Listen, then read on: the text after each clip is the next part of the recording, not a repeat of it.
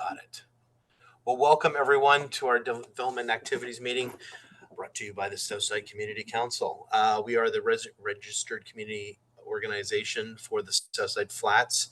And we are going to be reviewing two projects tonight. One is 2101 East Carson. And Evan, please correct me if I'm saying this wrong. Is it Cyclops? It's actually 2130 East Carson. I'm not sure where 2101. Sorry. Came from.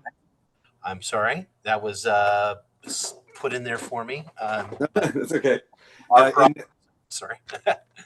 we do pronounce it Cyclops. Cyclops, you do? Okay. Cyclops. And the other one is housing on Sarah Street, 1403, 1405. Technically, it's only 1403 that's coming to us, but it is a common development. So that's the agenda.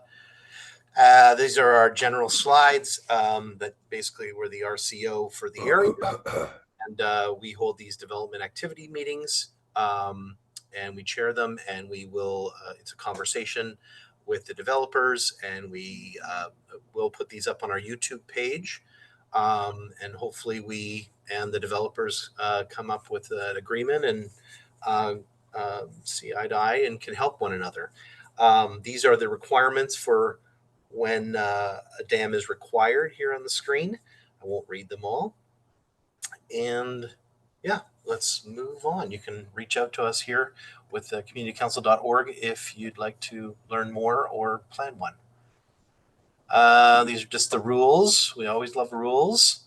If, basically we'll let each one present, and then if we can use our hands to ask questions and try to be cordial. Thank you. And the last slide is, here's our website, and you can view past dams on our YouTube page. And there is a monthly newsletter we put out. Please, I hope if you don't already get it, receive it, sign up for it, please. And we don't actually have a next dam scheduled right now. So that's where we'll leave it, I guess. So let me just close that one. And I think I have, no, actually, Evan, I'm not sure if I have yours here on my desktop. I apologize. Just a second. What are you looking for? I'm sorry. The drawings we were going to take a look at. Or do you? I have them in a like a keynote that I can share. Go right ahead, please. Let's see if it'll let me share my screen. Sometimes it.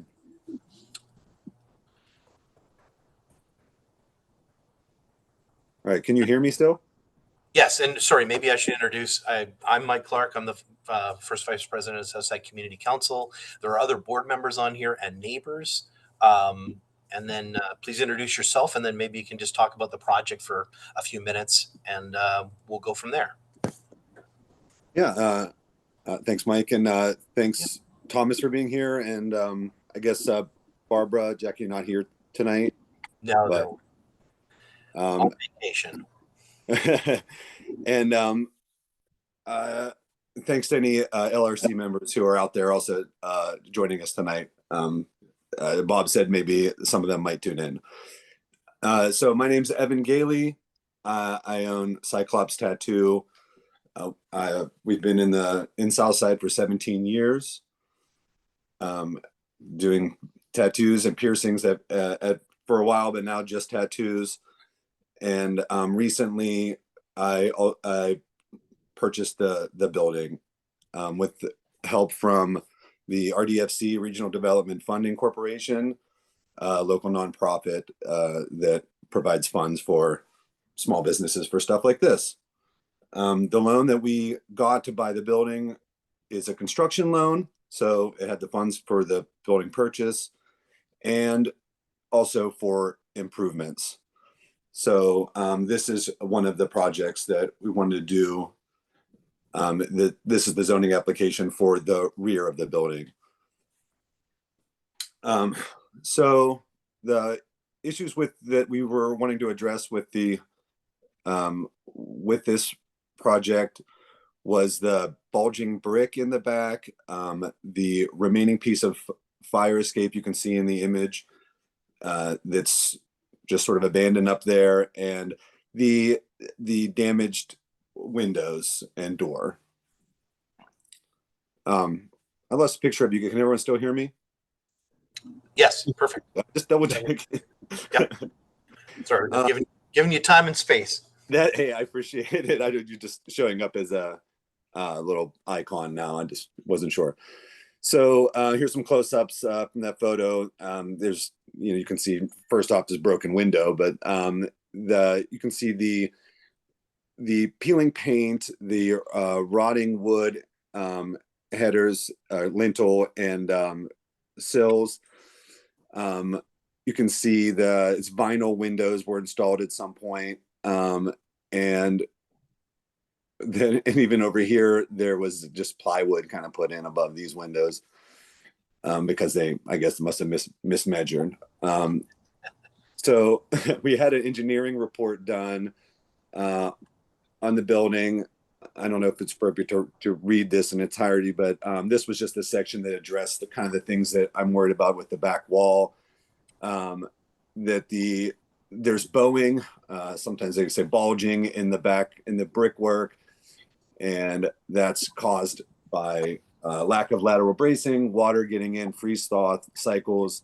There's a fire escape that is dangerous because it could fall. It hasn't been checked. They're supposed to be load tested every 5 years. I've been there 17 years. I never saw anyone check it. But then there's also a load from that metal just sitting up there. That is the worst, where the brick wall is bulging the worst. And here the engineer suggested removing that. He suggests a mason to rebuild the brick wall and to put in lateral bracing as he does that. These are just, I had an illustration here that I like that showed how the bulging works. When you don't have anything connecting here, then the roof can just kind of push down and it causes the whole thing to move like a bow. Yep. And then I had some solutions for the bulging brick is repairing the masonry, not letting water in the first place, and that's why I wanted to address the windows and add lateral bracing. And then I had some examples.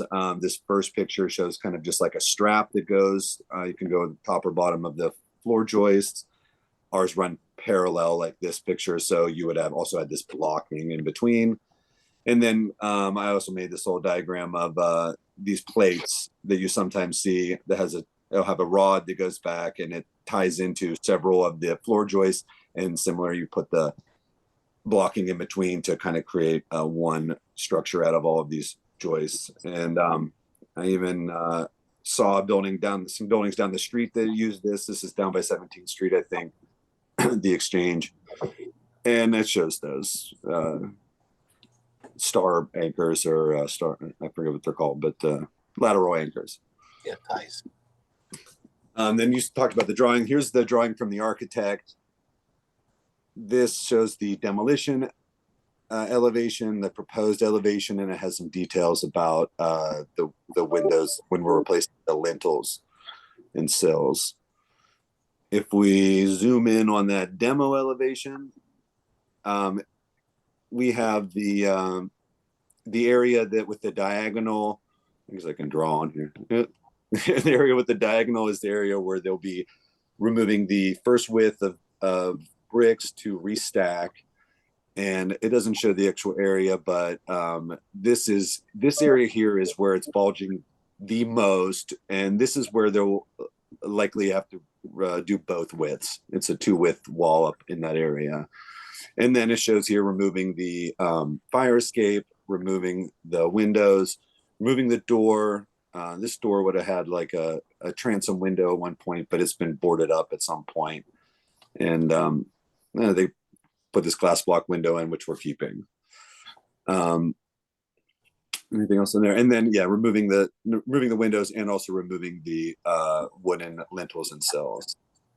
In the proposed elevation, It just shows the new limestone sills and lintels. It shows the these windows, the new windows, which would be fiberglass, and bringing back that transom window and functioning door. That the door that's there now is coming loose. The whole frame moves when you open the door, and it's obviously allowing water in because there's definitely some bulging over in this area too. It lists this is all the different notes on the side, but I think either I would have addressed them or will. I had these more kind of user-friendly versions of the windows and doors, little 3D models I made when I was trying to figure some stuff out. So this is sort of what the actual windows that we're looking at is from drawings of them. So that's pretty accurate of what it would look like. The molding I'm proposing to use is similar to the molding that is there now. You know, it's an OG sort of a historic style of brick mold, just distinct from modern kinds of brick mold. And then it just has a limestone instead of wood for the header, but similar dimensions, same proportions and everything. And then the sill would be sloped, which it's not now, to allow water to drain out instead of getting in there and causing problems with freezing and thawing. And these come in, this is a wood and fiberglass, you know, fiberglass on the outside for just for weather, and then wood on the inside, but then it comes in at black color from the factory. And if you saw in the original picture, it was painted black, you know, before it all chipped off.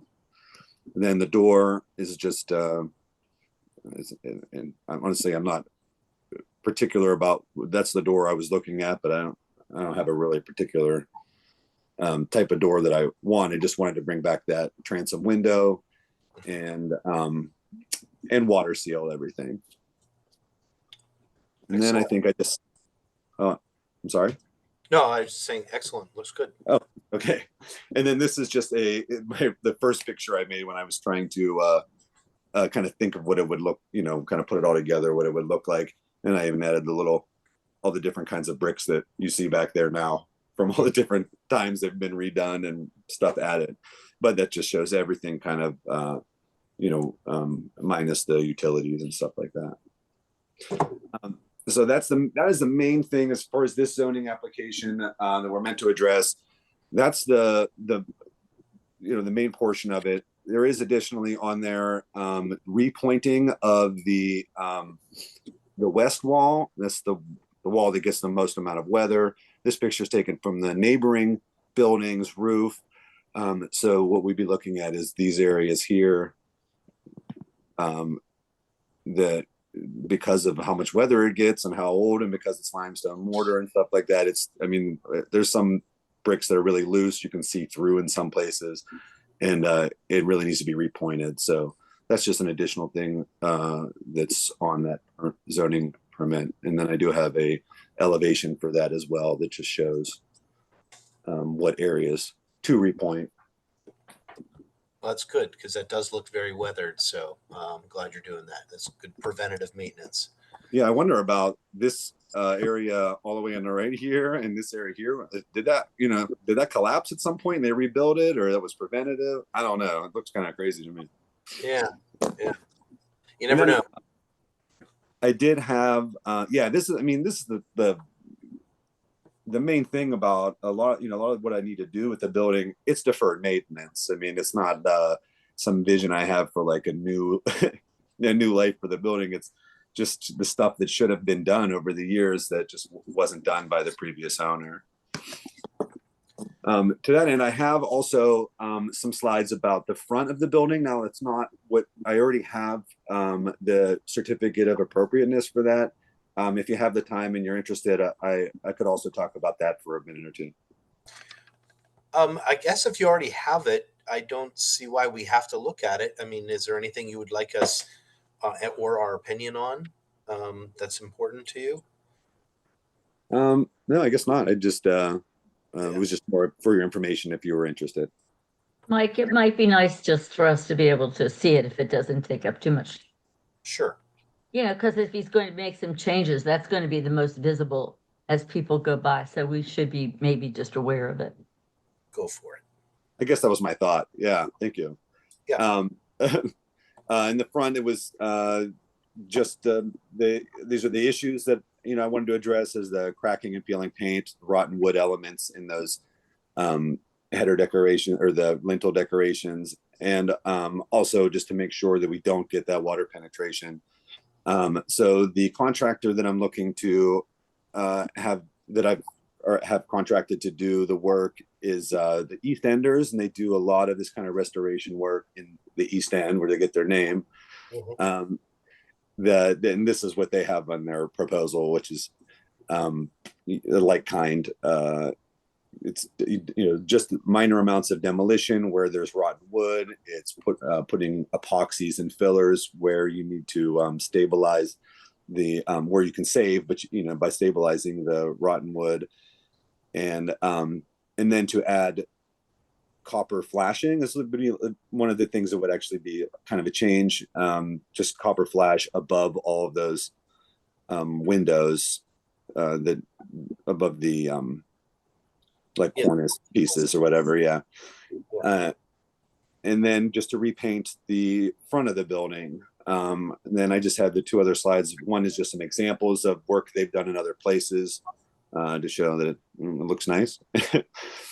And then the new color scheme. So it's similar to what we have now. It's just that it moves a little bit. It's a little darker, a little bit more green. It's blue now, but one of the colors doesn't change that much. But I just picked a little bit more of a blue green and then added some of these like gold elements.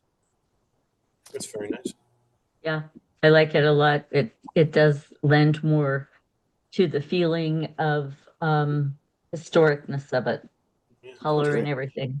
Yeah. Yeah. Nice choice. And then there's my certificate of appropriateness. I was interested, and that was it. Appreciate it. Thanks again. Thank you. So I guess what I'd like to do is ask any of the LRC to chime in. This is really falling into their purview. I think as a neighbor, I'm just happy to see the work done. It's been dilapidating for a while, so I'm glad you've been able to purchase it and are willing to take on the project. So, Jody or Peter?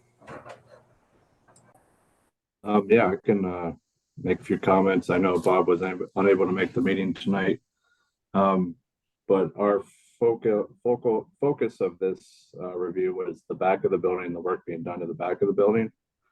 And ultimately, I think the drawings are comprehensive enough to basically make it through the HRC if it's necessary for you to present.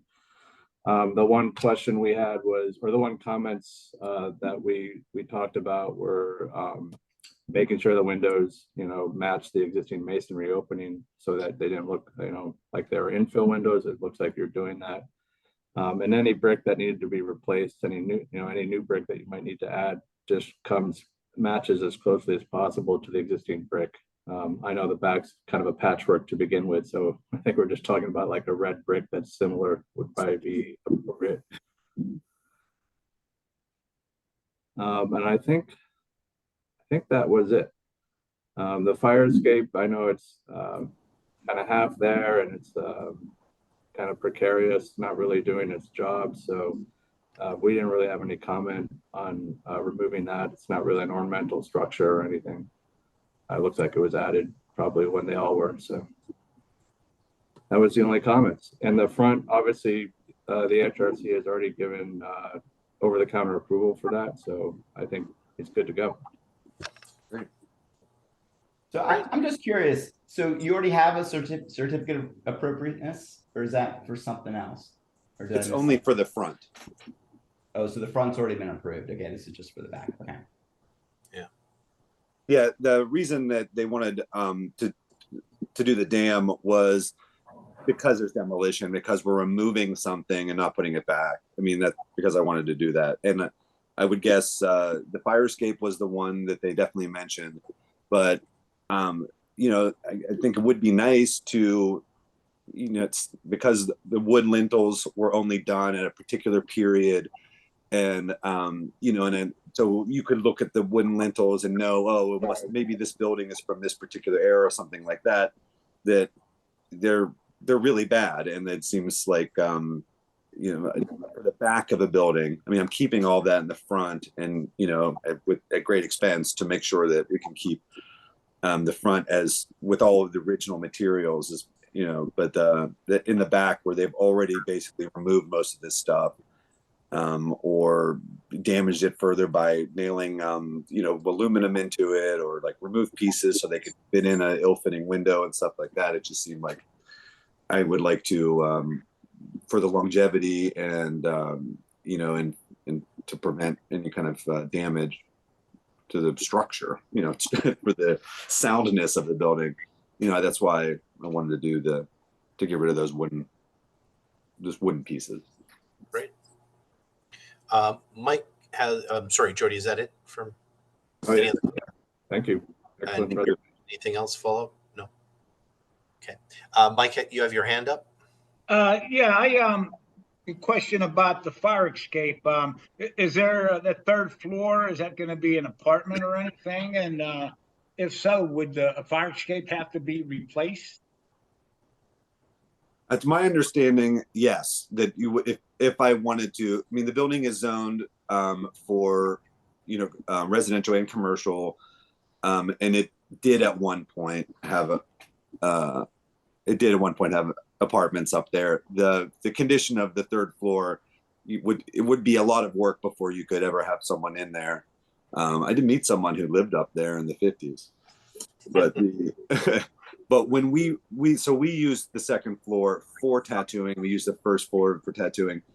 In order to have an apartment on the third floor, whoever lived up there would be walking through where we do business, where we do tattoos, to get up there. So, I mean, not in the near future, not as long as there's a tattoo shop on the second floor, there's never going to be an apartment on the third floor. When we don't have an occupancy permit to use the third floor.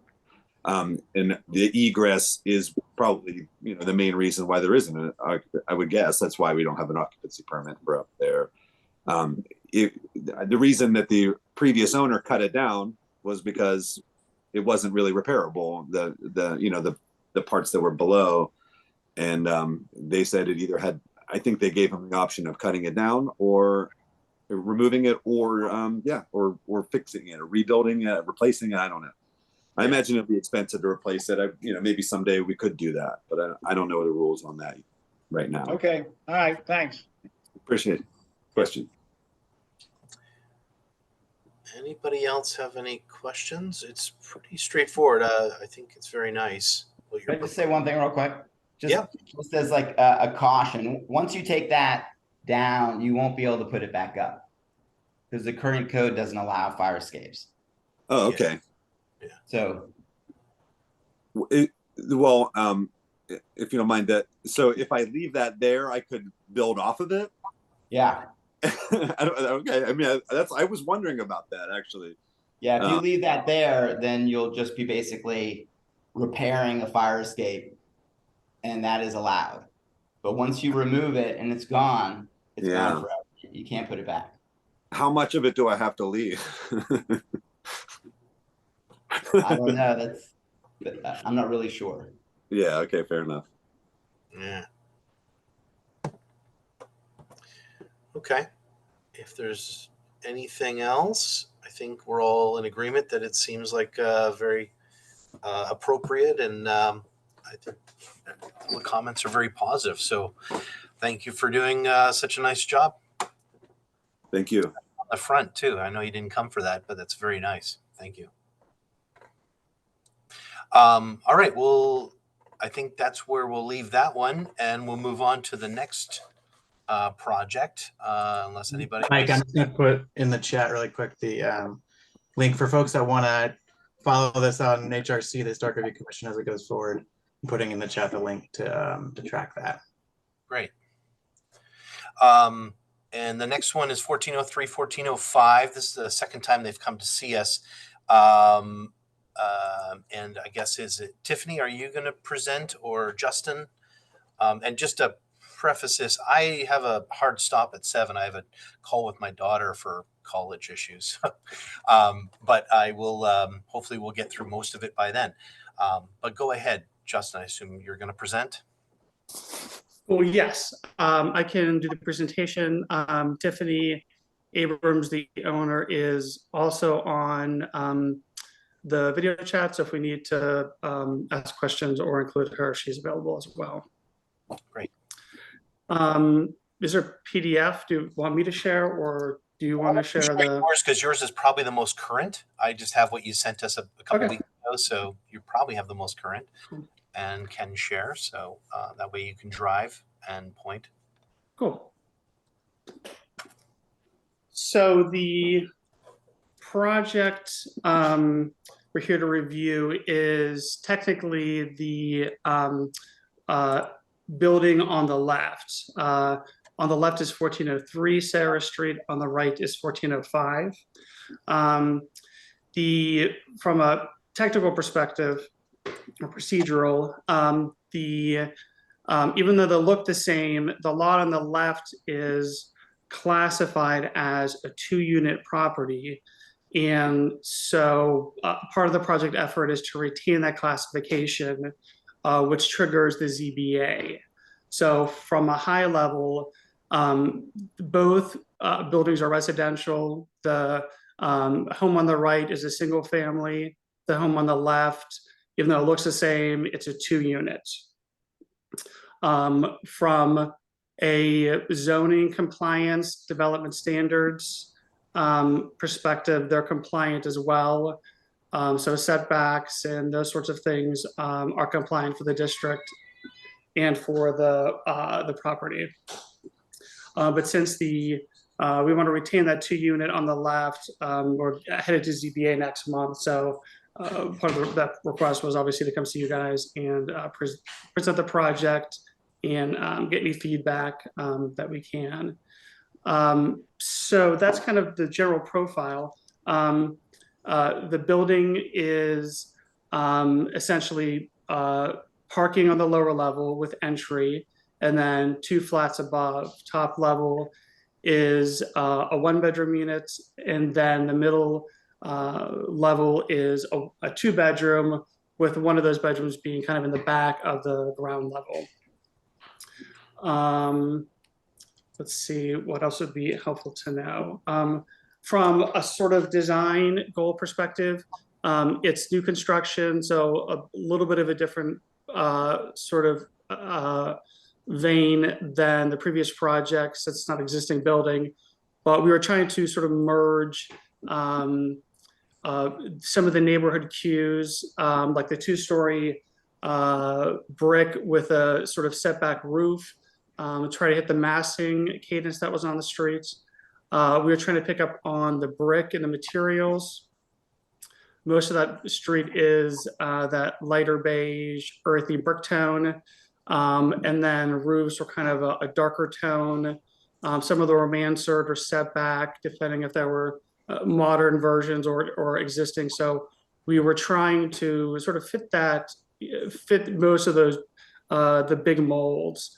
And then from there, because there was parking, we were trying to sort of be discreet about the curb cuts, and with the windows, just trying to let kind of a lot of light and brightness in the interiors, with some larger windows, maybe that open on to the street a little bit during nice weather, so there could be some nice experience of the city from the inhabitants.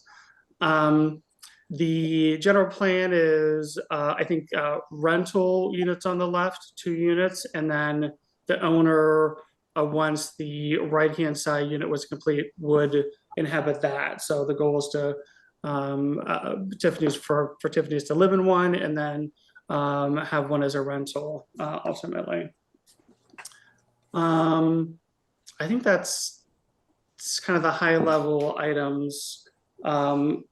What else would be helpful? Or I guess I could open up the floor to questions or feedback and stuff like that.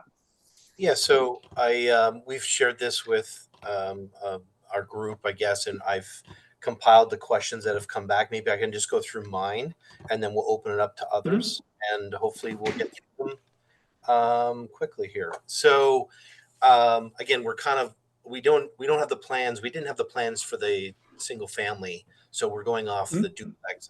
I now that I see this, I see that there's a door. It looks like only a single garage parking stall on the right unit, versus you're trying to squeeze 2 in on the left, which is fine, but didn't see that. But one of the comments was we were going to encourage the addition of a pedestrian gate on the left unit to secure basically the access to the yard from Sarah Street. It's a very busy street, and having that security would be beneficial, I think, to tenants and to owners and to everybody living around it, so they have control of the yard. Okay. Maybe set it back. We see it done where it's set back a couple of feet, and then you have your mailbox in that zone, so the mail and packages have a place to sit. But it's up to you guys Okay. to do that. Yeah. So No, you're saying that's kind of part of the neighborhood security sort of collective, layer is yeah, protecting people from going in and out of those side yards and stuff. right.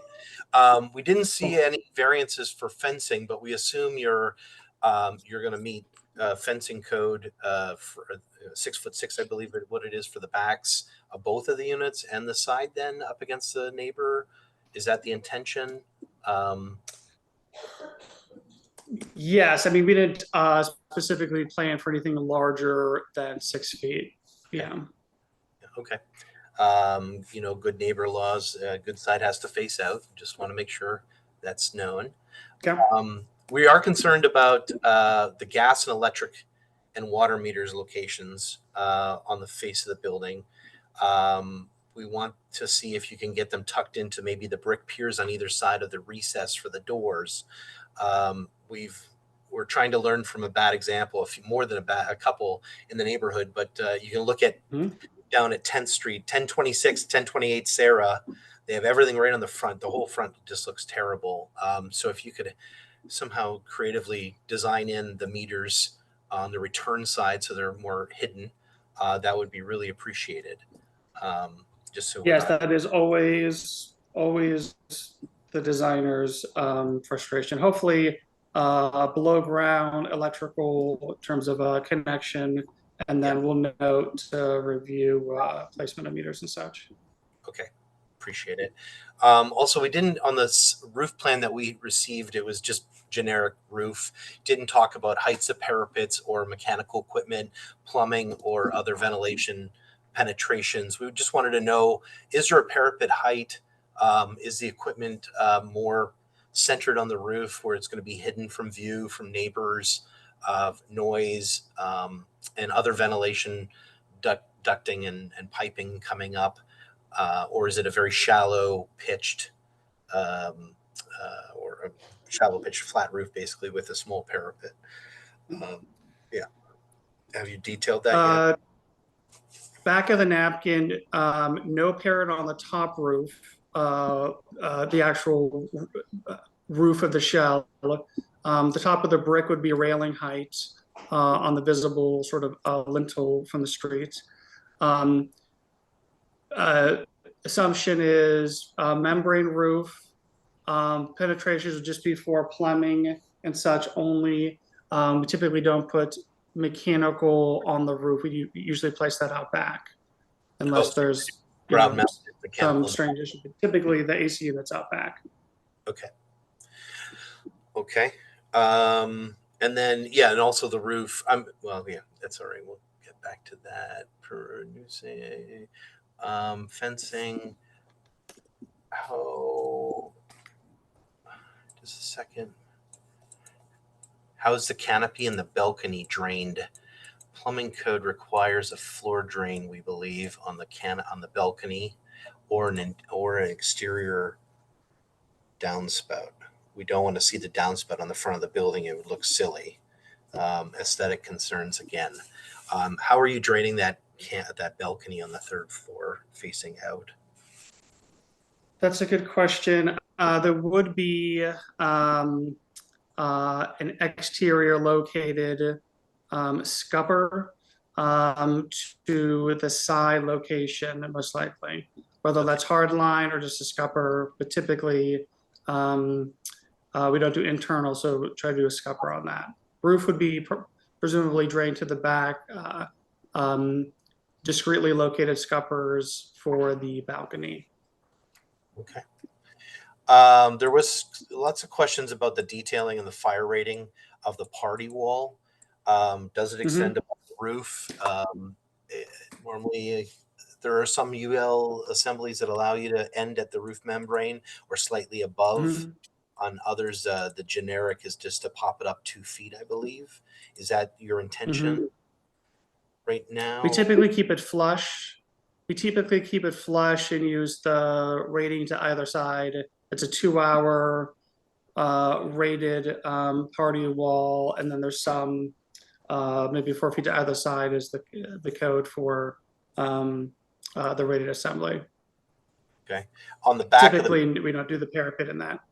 Okay, because the as you come down the front between the new 2 units, the windows are all within a couple of feet of the party wall. Is that permitted with the fire rating? And then the balcony at the 3rd floor, there's no real separation there. A fire could hop between them, could there not? Is there not a requirement for an extension of the rating of the firewall? On the accessory space, which would be the deck, I don't believe. I mean, every wall in between the two is a rated assembly all the way out. It's rendered as separate, but it's not. It's going to be continuous, and that's going to be a whole rated assembly along the entire point of contact, essentially along the whole shell. In between, there might be a privacy screen up there a little bit, but I don't think that's a rated assembly for those accessory components. Okay, because that's considered a deck, isn't it? I believe so, yes. I believe it's considered an accessory. Yeah. Okay. So I guess my only concern about that is that technically zoning does require a variance if you're within 5 feet of a property line for the deck. You know what I mean? You can't go right to the property line. I think if it's within the structure, so there's a rear deck we have proposed, and we do those 5 feet. I think when they're within the shell, I believe it was under a different, because we went through sort of critical points on zoning with Megan McElhaney, who's the staff planner on that stuff. And ultimately, it was just the zoning designation from the zoning perspective. We might get feedback from PLI differently on that sort of rating, but from a zoning, like procedurally from a zoning perspective, that was not, it was not an issue. Okay. We're just more, I guess, cognizant or aware of balconies like this for rental. You know, we don't want annoyance to the existing neighbor to the left in the image here. You know, people hanging right there by what might be their master bedroom and such. So this is where that kind of comes into play. I gotcha. And or two. Okay. I mean, that could be something different, which is, you know, in our experience, if you can have some kind of return on the balconies, that's more of like a design tactic thing. I mean, if that's something you would request or recommend, or is emerging as a design sensibility thing, I don't think we could consider that. Yeah, I think just as a community, we've seen these where they are not managed well. I'm not saying that this one isn't going to be, but you know, they can get problematic with people out there, too many people out there, annoyance at the 3rd level to the neighbors at that level where we're all trying to sleep typically. So, you know, and throwing stuff off and so on and so forth. I like the small nature of it and what it's doing, but I just wanted to throw that out there as a concern that people have, that it becomes something that it's unwanted, I guess, by neighbors possibly. So I'll let Tiffany, I guess, manage that. If you live there, she'll know.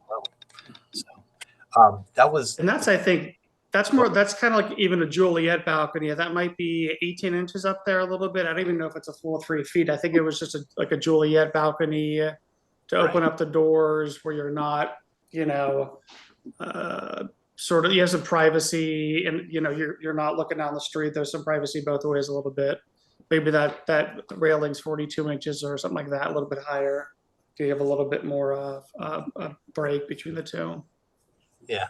We all have neighbors that have not been exactly great neighbors in situations like that, where they're throwing cigarette butts off, you know, because they're too lazy to find an ashtray, or, you know, that type of nuisance is what we're, I guess, worst case scenario we're thinking about, and not the best case, which is everybody enjoys it, doors open, enjoying the sounds and sights of the south side. So that's just where I Yeah, think I like that. That's a good point. But that is the questions that I gathered, and comments. I guess if anybody else, Mike McKay has his hand up, but we'll go to Mike, and then if anybody else wants to throw their hand up, or we'll go to them afterwards. Okay, Mike, the email that we got that had the drawings or the supposed to have the drawings of this property. The email I got, I can't see any of those drawings at all. And I'm wondering if you might be able to go through the floor plans just a little bit, because I can't see how some of this stuff works without seeing those floor plans. Yeah, totally. Can you see, so this is the site plan. Setbacks is going to be on along the street, so 0 setback on the streets for at least the brick portion. And then 0 lot line on the right, 3 feet on the left, and 15 feet in the back for a rear setback. And the other house matches that too, which is the zoning standard basically, or new construction standard essentially. And then it matches the neighbor to the left if they're here. I don't know if they're on the call. Okay. So from a floor plan perspective, ground levels on your left, middle levels on your right. So parking off the street up front with the new curb cut. Entrance on the side for 2 units. Each unit gets a dedicated independent entry. So entrance on the left is for the upper unit. You got to go up the stairs up to the top level. The lower unit has entrance on the ground level, and then there's a bedroom down there, and then you go up the stairs for the your main level for the lower unit. So bedroom in the back, kitchen, living, dining up front. This just has an old-timey Juliet balcony, maybe some doors, but it's just a little railing there, so there's no balcony. And then if you're on the top level, you go up the stairs, and similar layout. You come up to a common area, kitchen, living, dining, and then bedroom in the back with some services in between. And that same thing, a little Juliet balcony just to get some fresh air, but it's not really meant to be like a party deck or even a deck to put furniture on. Maybe just some plants, open up for some fresh air. And then from a more 2-dimensional perspective, this is the elevation. So front elevation on the left. Those will probably be solid garage doors instead of glass, maybe Tiffany's will be glass. So probably something solid with some nice recessed lighting around the entry, maybe some sconces. Back elevation is on the right. One wall is a blind wall basically, so not much to see. And then the other elevation is kind of the entrance. So we have a canopy to kind of give you a little bit of cover and some lighting going around the side for the evenings and stuff like that. And that's really, that's from a drawing perspective, that's kind of how it works. Could you go back to that first floor plan you showed there? Okay, there, I guess the entrance then, there's a, what is that, 3 foot, 3.5 inch alleyway there to get to the doorways to enter? Is that right? Yes, yeah, it's a side entrance, exactly. Okay, so you go back there, and then from that doorway there, then you can enter the first floor apartment or the second floor apartment. Okay. Exactly. All right. Okay, and then on the front there, where you were saying about the Juliet balcony, that's not from the property line on the plan view. I mean, when that, No, a couple feet back. It's about 2.5, 3 feet back from the front property line. okay. They're kind of all right. recessed. Okay. You had said that earlier about like 18 inches, and I was thinking that that's where you would open a window or something, just look out, but 3 foot, you could actually kind of stand out there, right? Well, the doors are just kind of sliders and it's set back just so like people aren't like all over each other, give it a little bit of cover from the rain and stuff. So it's not, I was trying to get out of the balcony, people going out there and, you know, being out over the street. I was trying to push it back a little bit, have it so you can kind of open it up and be there without it being like totally intrusive. I see. Okay. Okay. All right. Thank you. Oh, Okay. another question I was meant to ask was, is the garbage and recycling, where is that to be stored when it's not put out? Is it in the yard, in the garage? Is there a designated space? I don't know. I would imagine in the garage, but we can review location. Presumably in the garage or out back are the only two sort of, Yeah. you know, realistic locations. Or just like to make accommodations for that up front, so there's no issue with that as the tenants and people move in. So if that could be accommodated, Gotcha. Okay, we'd appreciate it. gotcha. Hey, For Mike, if you Yep. remember the last time, I think this was the place where they said that they were gonna keep their garbage in their kitchen.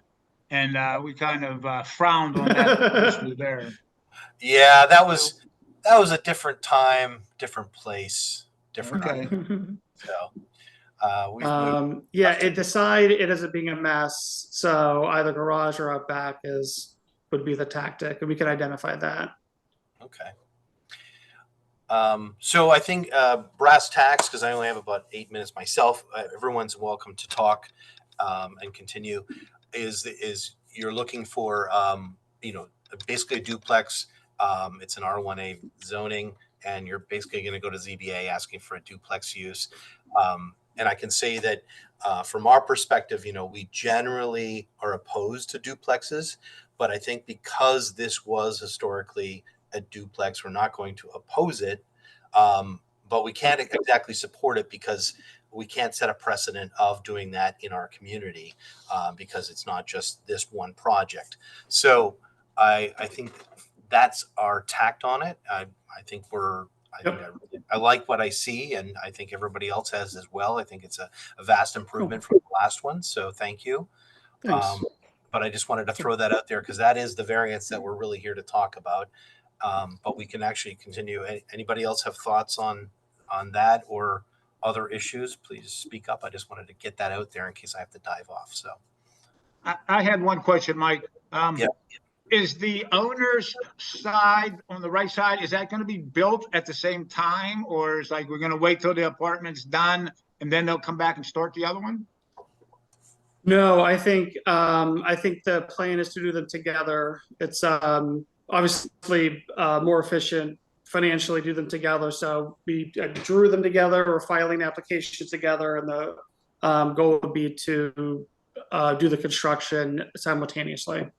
Okay, so you would present a whole set of drawings for the owner's half at some point. Well, that one's zoning compliant, so there's no, I mean, I can show the drawings, it's pretty similar. There's no ZBA request, so we're just kind of hanging, we're just sitting on that one. It's in with the city on the zoning side for approval, but yeah, we're just gonna sort of slow walk that one while we do ZBA and get, but they'll be done together essentially. Yes, separate drawing set, separate permitted, yeah. All right, Mike, thanks. Mike, we call that by right or of right. It's basically compliant with the codes, so they don't need to see us for that. Oh, okay, all right. Yeah. Got it.